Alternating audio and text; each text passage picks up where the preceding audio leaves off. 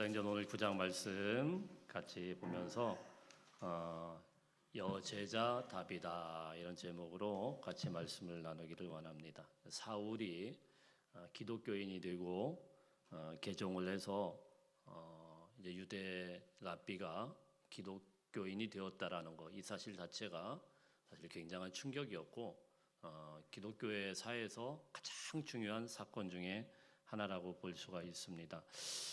그래서 우리가 지난 시간에 이제 사도행전 9장 말씀에서 그런 부분을 쭉 살펴보면서 다메섹에서 사울이 이제 예수님을 만나고 이제 극적으로 개종을 하고 주님 앞에 돌아오는 그런 장면이 있었고요.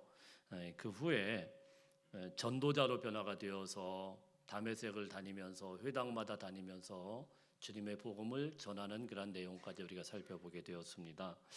그런데 이제 이런 사울이 더 이제 업그레이드 돼가지고 돌아오게 되는 그런 계기가 생기게 되는데요.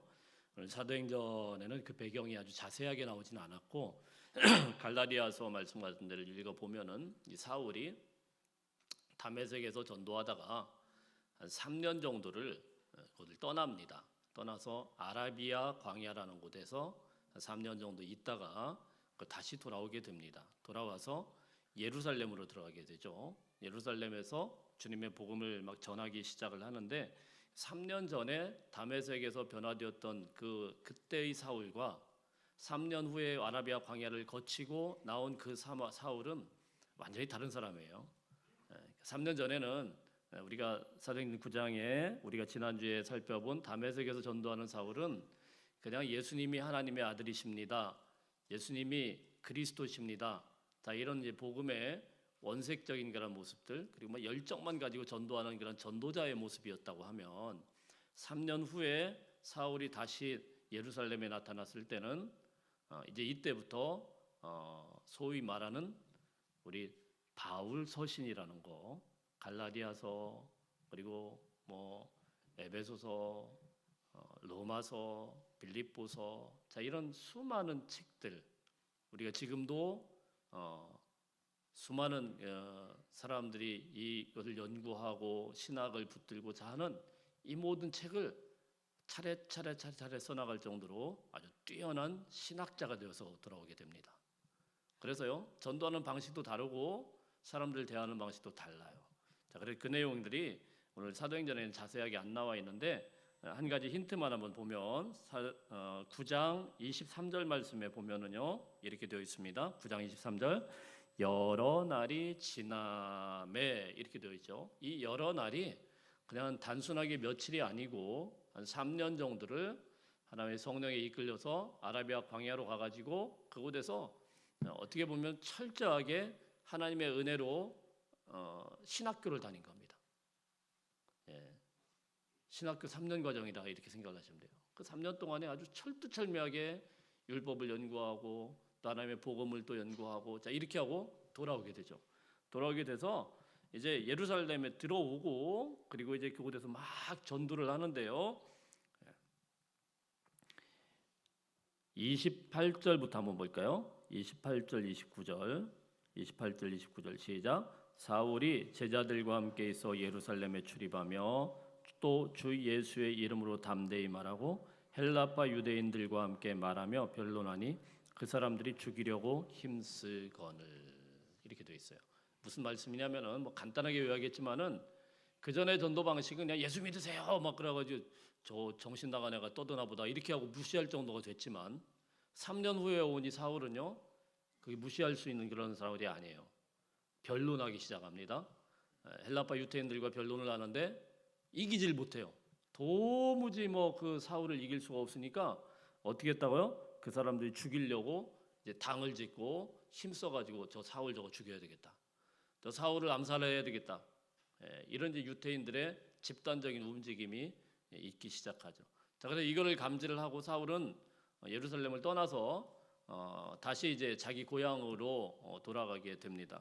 자, 이런 이제 배경을 가지고 오늘 본문을 보게 되는데요. 그러고 나서 사도 베드로도 더 이상 이제 예루살렘에 있을 수가 없게 되고 움직이게 되는데요. 자, 이 당시의 상황을 뭐라고 설명을 하냐면 31절 말씀 한번 읽어보세요. 31절 시작. 그리하여 온 유대와 갈릴리와 사마리아 교회가 평안하여 든든히 서가고 주를 경외함과 성령의 위로로 진행하여 수가 더 많아지니라. 사실 여기까지가 지금 이제 예루살렘 교회가 핍박을 받고 그리고 사람들이 흩어지고 그리고 그런 과정에서 그들 죽이려고 막 가고 있는데 사울이 변화되고 전도하고 자 이렇게 해서 예루살렘 교회를 중심으로 시작을 했는데 예루살렘 교회에서 이제 주춤하고 그냥 복음이 그냥 끝나야 할 줄로 알았는데 이 복음은 어때요? 점점 다른 곳으로 움직여가죠. 그래서 유대와 갈릴리아와 사마리아와 교회가 평안하여 든든히 세워져 가고 하나님의 복음의 활동이 더 왕성하게 퍼져나가게 되는 놀라운 역사가 있게 되게 됩니다. 자 이러고 나서 예루살렘을 중심이 아니고 이제 복음이 점점 다른 데로 확산을 하니까 베드로도 가만히 있을 수가 없는 거예요.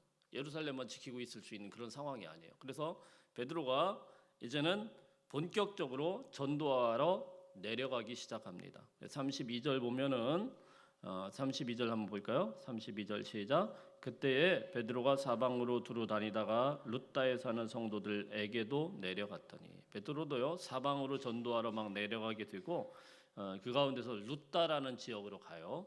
룻다에서 그곳에서 쭉 읽어보면은 8년 동안이나 중풍병을 앓고 있었던 사람을 베드로가 일으킵니다.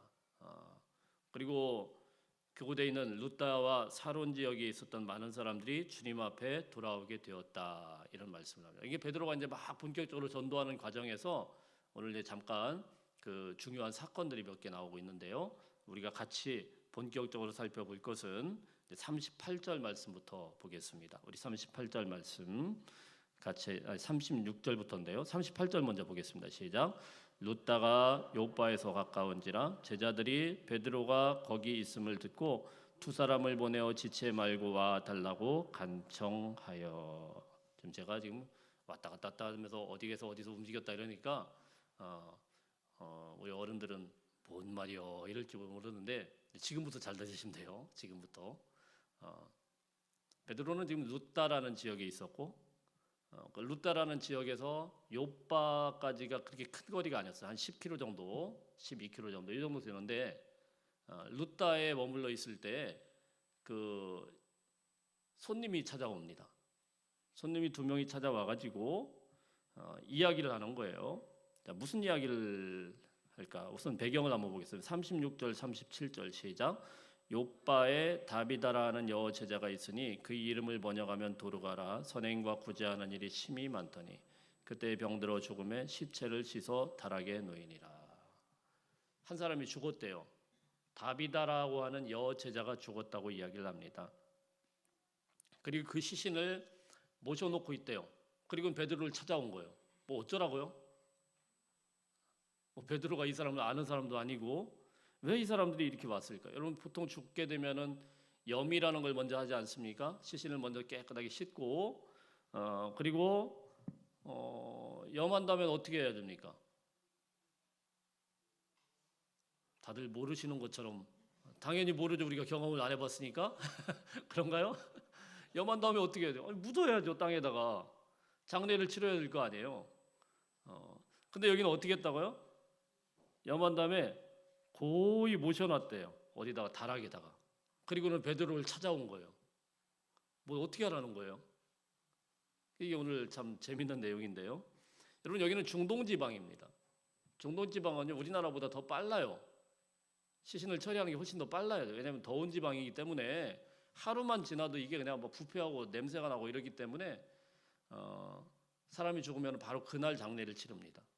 그런데 깨끗하게 씻어놓고는 그리고는 다락에다 잘 모셔놓고는 누구를 찾아옵니까? 한 10여 킬로 떨어진 베드로에게 찾아와가지고 가자는 겁니다.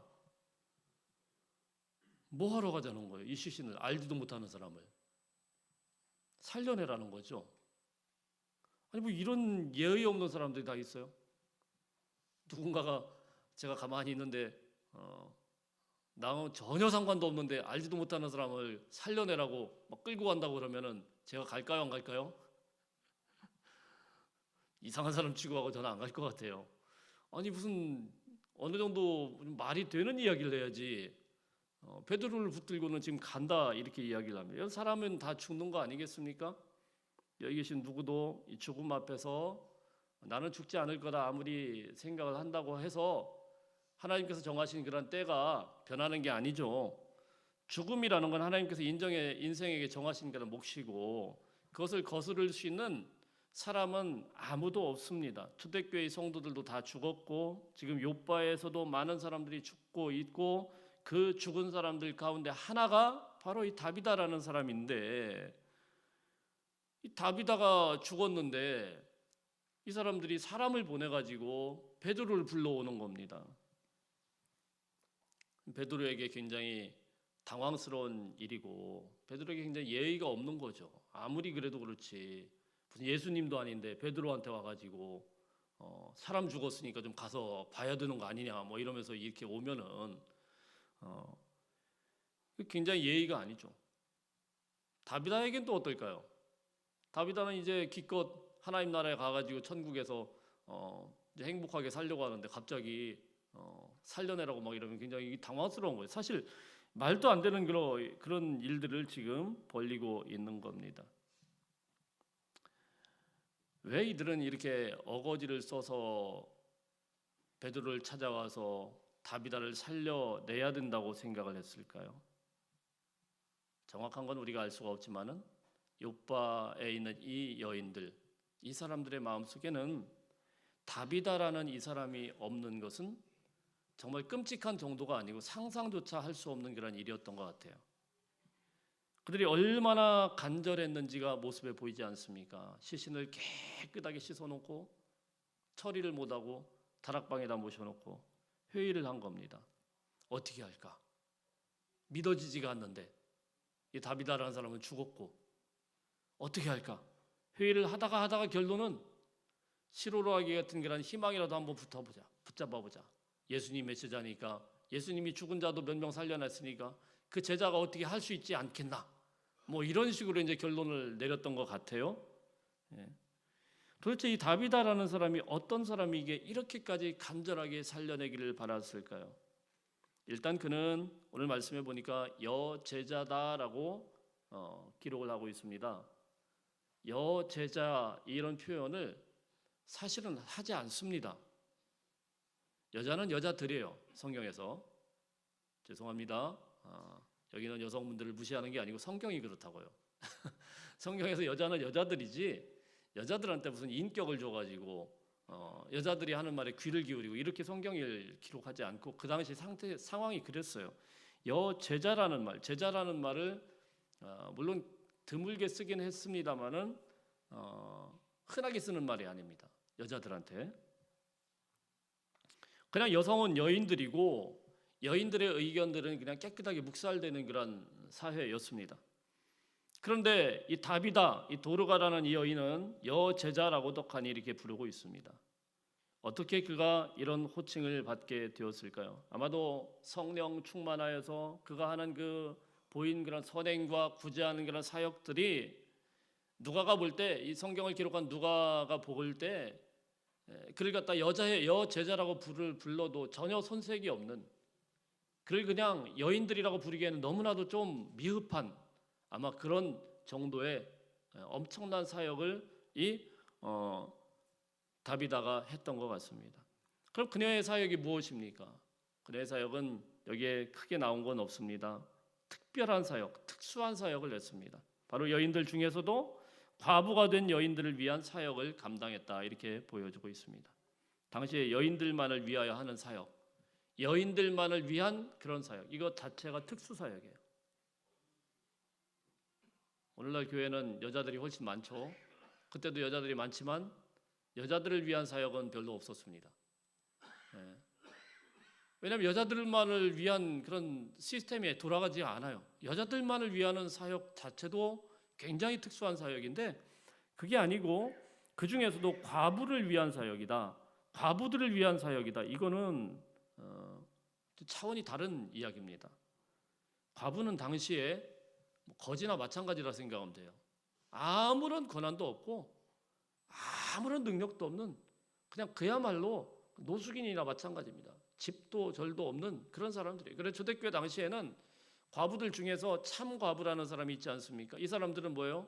집이 없기 때문에 성전에서 먹고 잘 수밖에 없는 거예요. 성전에 기대어 살 수밖에 없는 거예요. 그게 제일 큰 사역 중에 하나였습니다. 참 과부인 과부를 존대하라 이렇게 바울이 이야기하지 않습니까? 그래서 이 남편이 죽게 되면은 아무런 권리도 없고 노숙인이나 마찬가지인 그런 사람들을 이 다비다라는 여인이 그들을 섬기는 사역을 했다라는 것입니다. 여러분, 이런 사역들은 혼자 감당할 수 있는 그런 차원이 달라요. 그런 게 아니에요. 예루살렘 교회 안에서도 과부들을 위한 사역을 우리가 사도행전에서 쭉 봤지만 그건 교회에서 제일 큰 사역 중에 하나예요. 그래서 그거 사역 하나 감당하기 위해서 7집사를 뽑았지 않습니까? 지금도 물론 남편을 잃은 분들이 있지만 이때는 전쟁통에 아주 넘쳤어요.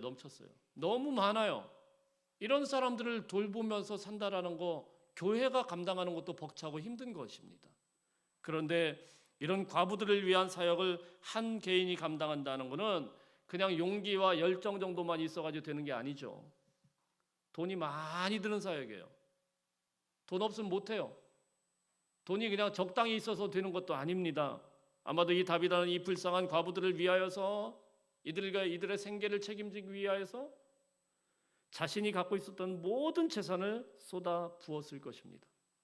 성경은 여기에 대해서 이렇게 말씀을 합니다. 선행과 구제하는 일이 심히 많더니 36절에 그렇게 기록이 되어 있습니다. 선행과 구제하는 일이 심히 많더니 심히 많다는 이 말을 헬라 원어에서 보니까 플레도스라는 말을 쓰거든요. 이게 무슨 말이냐면은 넘친다는 가득한다는 말인데 한글로 번역하면 가득하다라는 말인데 그냥 가득하다라는 게 아니고 왜 심이 많다라고 표현을 했냐면은 가득 차고 차올라서 넘치는 걸 플레도스라고 해요. 넘치는 거. 그냥 넘치는 거예요. 그냥 위에서부터 하나님의 은혜가 줄줄줄줄 부어져가지고 막 넘치듯이 선행과 구제하는 일이 이 한 사람이 감당했는데 심이 많아요. 넘쳐난 거예요. 주님의 은혜를 받고 난 다음에 이 다비다는 그 사랑이 흘러 넘쳐서 이 과부들에게 그냥 흘러 넘쳐서 그 하는 그런 모든 일들이 이 과부들을 윤택하게 만든 거예요. 자기의 재산의 모든 것들을 이 과부들을 위한 그런 사역을 위해서 다 쏟아 부으면서 어떻게 보면 그냥 낭비 아닌 낭비를 다 해버린 겁니다. 멈추지 않고 계속해서 자신의 재산을 낭비하면서 그 모든 재산을 탈탈 털어서 이 불쌍한 과부들을 위하여서 사역을 감당한 것입니다. 얼마나 그녀의 사랑이 크고 컸던지 그녀가 자신들의 곁을 떠난다는 것을 이 과부들은 인정하지 못하게 된 겁니다. 그래서 그들은 이 시신을 다락에 고이 뉘어놓고는 베드로 사도를 부른 거예요. 여러분, 정말로 사랑하는 사람이 죽게 된다고 하더라도 사람은요 웬만하면은 죽음 앞에서는 인정하고 포기하게 됩니다. 죽기 전에 그래도 미련이라도 좀 갖는 것이지 죽었다 그러면 끝났다 생각을 하고 웬만하면 포기합니다. 조금 울다 말고 웬만하면 거기서 포기하는 거 아니겠습니까? 과부들 이미 죽음을 한번 경험한 거 아니겠어요? 자기의 남편이 죽었을 때도 아마 그랬을까요? 그러지 않았을 거예요. 자기 남편이 죽었을 때도 너무나도 가슴 아프고 힘은 들지만은 눈물 좀 흘리다가 그래 사랑하는 남편이지만 하나님이 불러주셨구나 이러고 그냥 포기했을 거예요. 그런데 이분들이 다비다가 죽게 되니까는 베드로를 붙잡아 놓고는 하나님 앞에 기도해서 살려내라는 거예요. 이런 말도 안 되는 일을 지금 하고 있는 거예요. 이미 천국에 갔지만은 우리가 인정 못하겠다는 거예요. 뭐 한마디로 지금 데모를 하고 있는 겁니다. 그녀를 보낼 수 없다라는 거죠. 참 어처구니 없는 일을 합니다. 39절 한번 읽어보겠습니다. 39절 시작. 베드로가 일어나 그들과 함께 가서 이르매 그들이 데리고 다락방에 올라가니 모든 과부가 베드로 곁에 서서 울며 도르가가 그들과 함께 있을 때에 지은 속옷과 겉옷을 다 내보이거늘. 보세요 여러분, 베드로가 엉겁결에 지금 끌려갔습니다. 끌려가서 이 과부들과 함께 다락에 올라갔어요. 다락방에 딱 있는데 이제 막 꽉 가둬놓은 겁니다. 이게 참 재밌는 얘기인데요. 그런데 뭘 해요? 엉엉 울면서 속옷과 겉옷을 보여줬대요. 이게 도대체 무슨 말일까요? 진짜 큰일 난 겁니다. 여러분 생각을 해보세요. 몇 명인지는 모르겠지만 과부들이 꽤 많았을 겁니다. 다락방으로 가가지고 이 베드로를 거기다 딱 해놓고 다 가둬놓고 속옷과 겉옷을 보여줬대요. 뭐 겉옷은 뭐 그럴 수 있다 치더라도 여자들이 쭉 둘러가지고 이 과부들이 무슨 어디에다가 지금 옷을 쌓아놓고 보여줬겠습니까? 그렇지 않아요. 이 전시하다라는 그런 뜻도 있는데 보여줬다란 말이 겉옷은 뭐 이렇게 보여줄 수 있습니다. 속옷은 어떻게 해야 되죠? 쭉 둘러서 가지고 겉옷도 보여주고 속옷도 보여주고 막 이래가면서 막 우는 거예요. 여자들이. 정신이 하나도 없는 겁니다. 아마 베드로는 사람이 죽었다고 하니까 가서 위로나 해주고 장례 예배나 드려주고 아마 그렇게 생각하고 갔을 수도 있는데 이거 보니까 분위기가 장난이 아닌 거예요. 막 여자들이 우르르 써가지고 우리 다비다 언니, 우리 도르가 언니 막 이래가면서 막 울어가면서 자 이 겉옷 이거 해준 거 아시죠? 또 이 속옷 막 이래가면서 막 정신을 못 차리는 거죠 지금. 분위기가 이게 보통 심각한 게 아닙니다. 베드로 혼자 남자고 과부들이 쭉 둘러서 가지고 막 엉엉 울고 있으니까 베드로가 어떻게 합니까? 베드로가 도무지 안 되겠다 싶어가지고 다 내보냅니다. 내보냈는데 이제 큰일 났죠. 진짜 큰일 났죠. 이 사람들은 엉엉 울면서 우리 죽은 다비다를 살려내라고 이렇게 이야기를 하고 베드로는 이제 혼자 남아가지고 하나님 앞에 간절히 기도하는 겁니다. 왜 이들은 자기가 입었던 겉옷과 속옷을 막 보여주면서 이야기를 했을까요? 사실 이거는요 과부들에게 있어서 어떻게 보면 전 재산과 같은 겁니다. 이것을 어떻게 얻게 되어 있겠습니까? 성경에 그냥 겉옷이라고 이렇게 되어 있지만 이 겉옷은요 당시 굉장히 비쌌습니다. 비쌌는데 없으면 사람이 죽어요. 그래서 이 겉옷만 맡기고 전당을 잡고 딴 걸 뭐 빌리는 경우도 많았습니다. 왜 그러냐면 이스라엘 나라에서 겉옷은 지금처럼 이렇게 섬유가 좋은 게 아니기 때문에 다 짐승의 가죽 같은 걸 해가지고 이게 다 뒤집어 쓰게 만들어요. 그럼 이게 낮에는 모래바람 같은 데 다닐 때 그걸 다 막고 뭐 태양도 가리는 이런 역할을 하지만 밤에는 이게 밖에서도 잘 때 이불 역할을 합니다. 밖에서 이게 없으면은 그 중동 지방의 날씨가 굉장히 변화무쌍합니다. 저희 나라도 요즘에 왔다 갔다 하는데 아침에는 춥고 뭐 낮에는 덥고 막 감기 걸리기 딱 좋죠. 다들 조심하십시오. 자, 그런데 이스라엘 나라는 그 정도가 아니에요.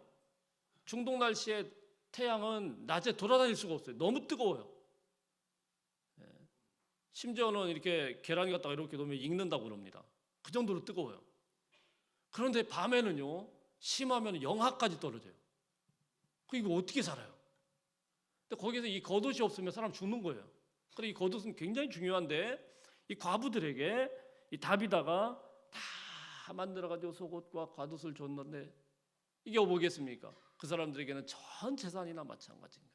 이것을 지금 보여줘가면서 이게 우리 언니를 살려줘야 된다고 없으면 안 된다고 막 속옷도 보여주고 겉옷도 보여주고 막 이러니까 베드로가 얼마나 당황이 되겠습니까? 우리 40절 말씀 한번 읽어보세요. 40절 말씀 시작.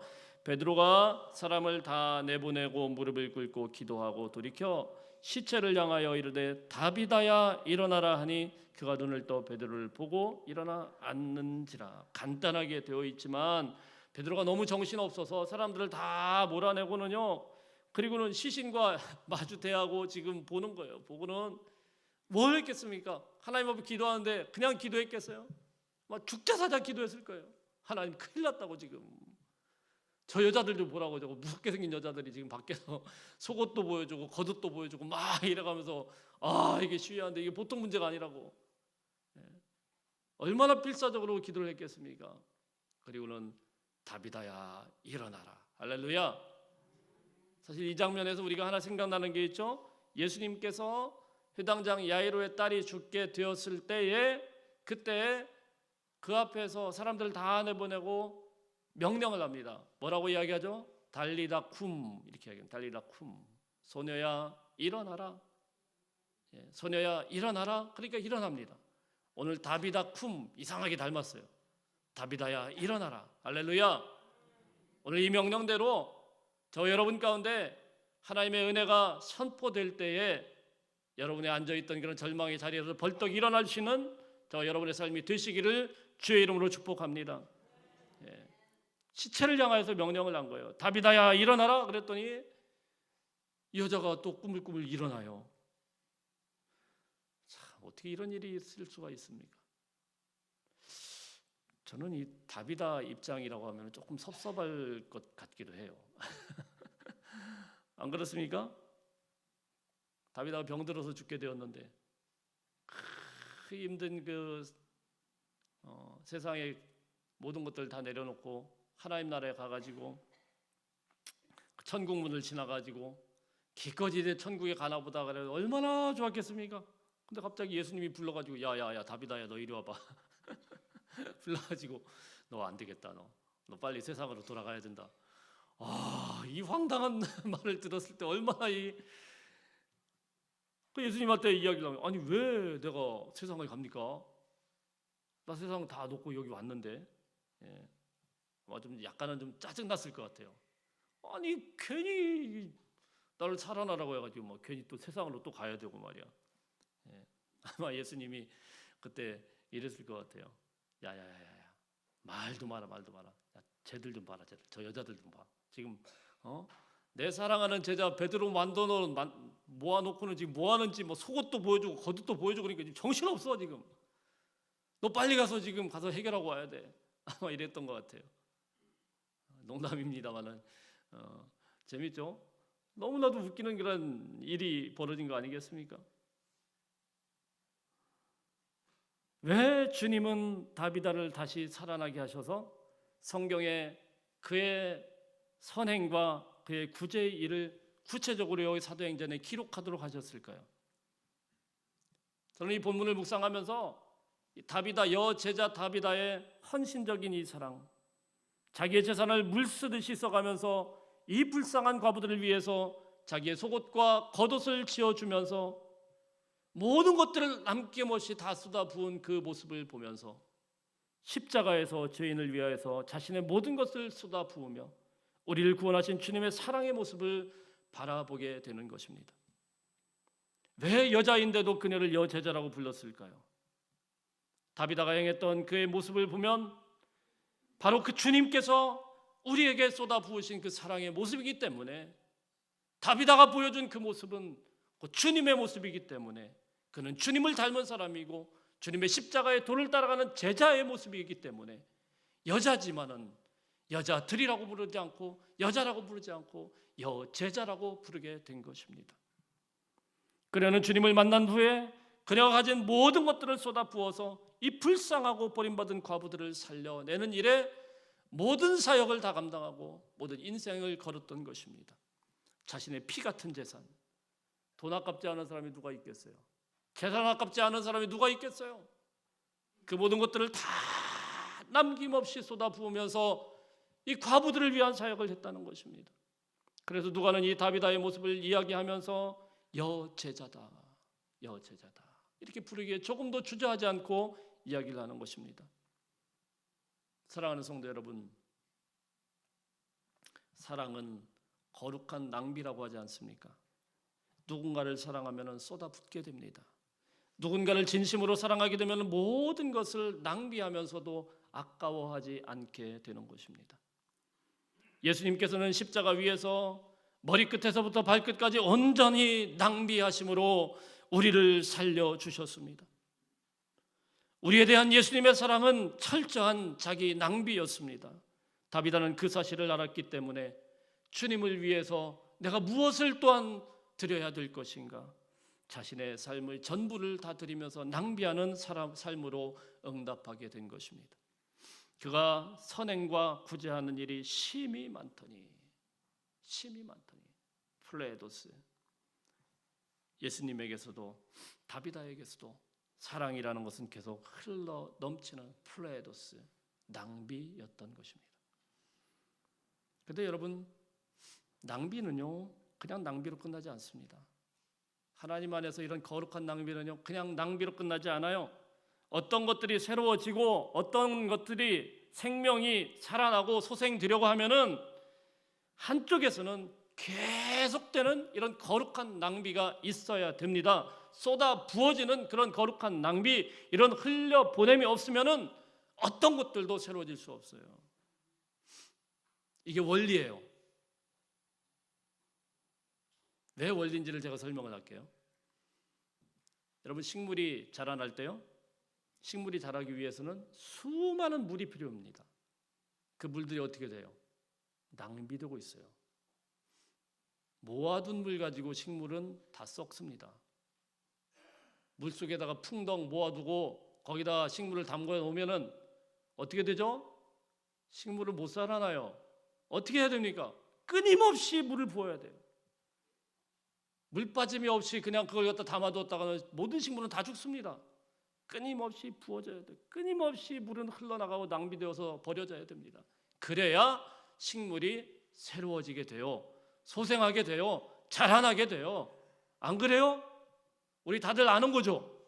이거 모르는 사람 누가 있습니까? 그래야 식물이 자라나는 거예요. 물 빠짐이 계속되고 물이 계속 흘러가서 낭비가 돼야, 그래야 식물이 자라나게 돼요. 여러분, 식물만 그런 것 같습니까? 아닙니다. 여러분, 우리가 잘 먹는 것도 중요하지만 건강한 사람은 화장실 잘 가는 것도 굉장히 중요해요. 먹기만 하고 화장실로 아까워서 그걸, 아침부터 그런 얘기하면 좀 죄송한데, 화장실 가가지고 너무너무 그냥 아까워가지고 아유 내 몸에 있는 거 이거 자꾸 빠져나가면 안 되는데 막 이러고 꾹 참는다. 그런 사람 혹시 있습니까? 너무너무 아깝다 이거. 그걸 꾹꾹 참고 있으면 큰일 납니다. 독이 됩니다. 우리 다 죽어요. 병원 가야 돼요. 먹는 만큼 싸야 돼요. 그렇죠? 먹는 만큼 흘려보내야 돼요. 그래야 사람이 사는 거예요. 그래야 건강한 거예요. 우리 경제도 마찬가지입니다. 사람마다 집에다 돈을 무조건 쌓아두기만 한다고 그 나라가 부자의 나라가 되는 게 아니에요. 부자 나라는 소비가 잘 돼야 돼요. 내수 경제가 활성화돼야 돼요. 내수에서 그 나라에서 잘 그걸 소비하고 그 나라에서 공장도 살리고 그 나라에서 경제도 살리고 이렇게 되는 거예요. 잘 저축만 한다고 해서 부자가 되는 게 아닙니다. 아이들을 길러보신 부모님들은 너무나도 잘 알 겁니다. 사실 아이들을 위해서 얼마나 많은 시간 동안에 우리가 낭비를 합니까? 어릴 때는 이 아이가 잘못될까 봐 아무리 피곤해도 밤새워가면서 이 아이를 안고 얼르고 달래고 그러면서 아이가 자라날 때 아무리 바빠도 시간을 쪼개서라도 아이들과 시간을 보내기 위해서 우리는 노력합니다. 그래서 우리 젊은 부부들이 오늘 어린이날이라고 다 아이들을 데리고 어딜 갔네요.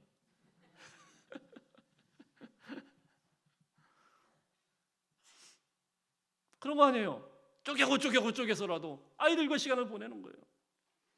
아이가 아프면 내 몸이 아무리 아프고 힘들고 어렵더라도 애들 손잡고 밤새워 가면서 아이하고 같이 괴로워하면서 신음하면서 아이를 위해서 시간을 보냅니다. 이 모든 시간이 뭐예요? 낭비죠. 바빠 죽겠는데 아무리 바빠도 아이를 위해서는 바쁜 게 핑계가 안 돼요. 계속 흘려보내는 겁니다. 아이가 기억하든 말든 이렇게까지 애들한테 해줬는데도 애들은 뭐라고 해요? 해준 게 뭐 있네요. 엄마 아빠가 해준 게 뭐 있네요. 뭐 알아달라고 한 건 아닌데 우리는 그렇게 많이 쏟아 부었는데 애들은 몰라요. 지가 자연적으로 자란 줄 알아요.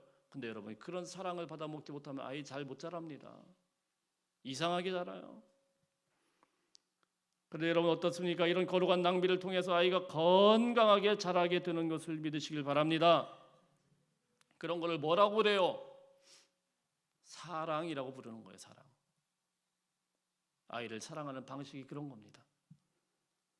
왜 그렇게 아이들을 위해서 쩔쩔매면서 모든 것들을 낭비하면서 아낌없이 흘려보냅니까?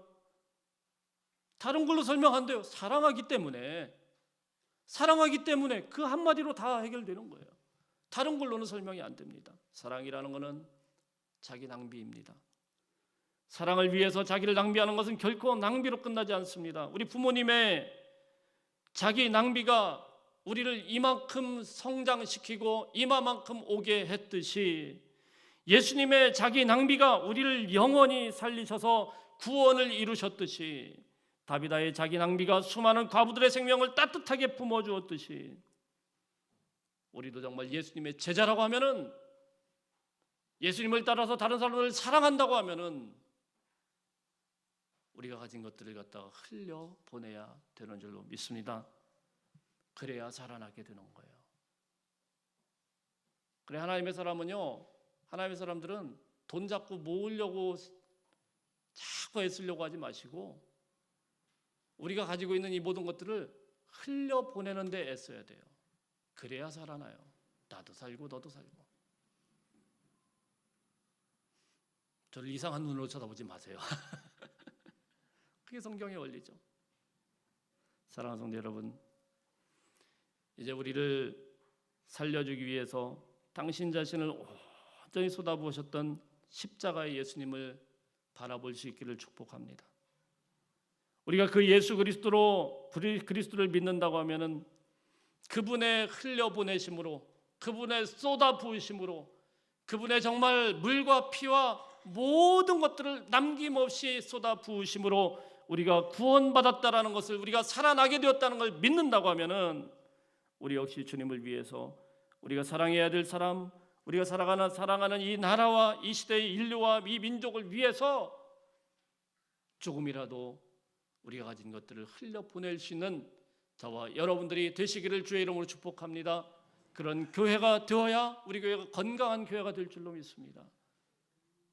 이 지역에 아직도 주님을 모르는 많은 영혼들을 향하여서 흘려보낼 수 있는, 어떻게든 흘려보낼 수 있는 사랑을 흘려보내시고 또 복음을 흘려보내시고 우리가 가지고 있는 물질을 흘려보내시고, 그렇게 해서 정말 한 사람이라도 살아날 수 있는, 그들이 주께로 돌아올 수 있는 거룩한 하나님의 백성들, 하나님 사랑하는 성도들 다 되시기를 주의 이름으로 축복합니다. 같이 기도하겠습니다.